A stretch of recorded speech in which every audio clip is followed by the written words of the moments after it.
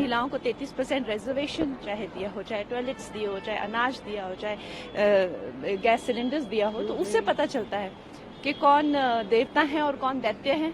जो महिलाओं का अपमान करते हैं उनको जो है इस तरह से सरेआम जो है मेरा घर तोड़ा गया, गंदी गंदी गालियां मुझे दी गई। कुछ मूर्खों के इकट्ठे हो जाने से देश के टुकड़े नहीं हो सकते।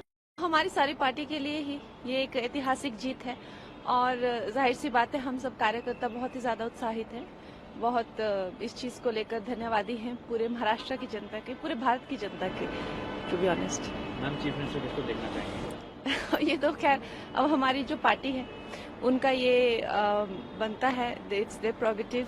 और हम लोग तो खैर, जो मैं हमेशा कहती हूँ कि हमारी जो पार्टी है उनकी जो आइडियोलॉजी है वो सबकी एक से बढ़कर एक हमारे पास नेतृत्व के लिए लोग हैं। तो उद्धव ठाकरे की इतनी बुरी तरीके से हार होगी, आपको ये उम्मीद थी?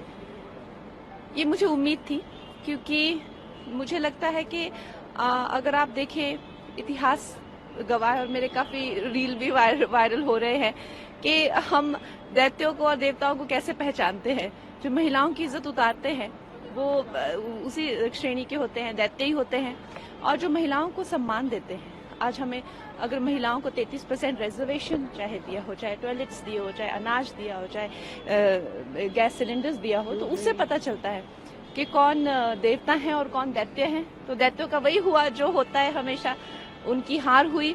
और आप देख लीजिए महाभारत में तो एक ही क्लैन था, एक ही भाई थे, सब एक ही परिवार था, लेकिन फिर भी फर्क कितना था। जो महिलाओं का अपमान करते हैं उनको जो है इस तरह से सरेआम जो है मेरा घर तोड़ा गया, गंदी गंदी गालियां मुझे दी गई, तो मुझे लगता है कि कहीं ना कहीं बुद्धि भ्रष्ट हो गई थी, वो दिख ही रहा था। कांग्रेस पर पीएम ने सिर्फ परिवार और लड़ाने की राजनीति करने का आरोप लगाया, कैसे देखते हैं? उनको भी एक पब्लिक से काफी एक मजबूत जवाब मिला है कि किस तरह से ये देश जो है, ये देश बड़े ही बलिदान देकर देश बना है, और किसी के ऐसे कहने से या कुछ मूर्खों के इकट्ठे हो जाने से देश के टुकड़े नहीं हो सकते और नहीं होने भी नहीं देंगे। मैम, एक इम्पोर्टेंट सवाल है कि संभल में एक मस्जिद है, उसका सर्वे करने के लिए एक टीम जाती है, उसके ऊपर पथराव हो जाता है। आज सुबह की घटना है, इस पर आपका क्या? आज जनी हुई है, पत्थरबाजी हुई है संभल में, तो इससे हमें साक्षात देखने को मिलता है कि एक हैं तो नेक हैं, अगर बटेंगे तो कटेंगे। आप देख सकते हैं कि किस तरह की सिचुएशंस हमारे देश में ऐसे ऐसे एरियाज भी हैं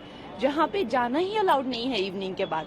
तो खैर मुझे लगता है कि हम सबको एकजुट होकर इस चीज की निंदा करनी चाहिए। हिमाचल में भी हम लोगों ने इस चीज की निंदा की है, तो अभी के लिए तो मैं यही कह सकती हूँ। Ma'am, my last question is, ये प्रियंका गांधी वाड्रा जीती हैं वायनाड से, क्या कहना चाहेंगे? मेरी उनको शुभकामनाएं।